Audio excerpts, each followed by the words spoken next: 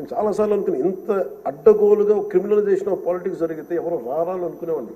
నేను ఎప్పుడు ఒకటే నమ్మాను, సైంటిఫిక్ మన Newton's third law, for every action there is an equal and opposite reaction అని. అలాగే కర్మ ఎవరిని వదలదని. మిమ్మల్ని ఎవరైతే మీకు అడుగు పెట్టనివ్వం, మీ నియోజకవర్గంలో మిమ్మల్ని అడుగు పెట్టనివ్వం, మిమ్మల్ని అడుగు పెట్టనివ్వం అని చెప్పి ఛాలెంజ్ చేసిన వాళ్ళు ఈరోజు అడుగు పెట్టలేకపోయారు.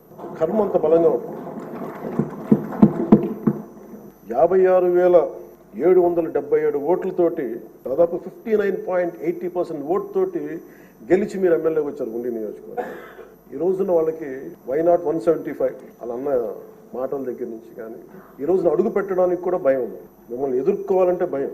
ఎందుకు మనం వ్యవస్థల్ని కాపాడాలి, ఎందుకు రూల్స్ పాటించాలి అంటే మనిషి అధికారం మదం ఎక్కి అహంకారంతో ఉంటే ప్రకృతిలో ఏమీ జరగదు, ఏమి అనుకోవడానికి లేదు. దానికి నిదర్శనమే సభ, దానికి నిదర్శనమే మిమ్మల్ని ఇంత హింసించి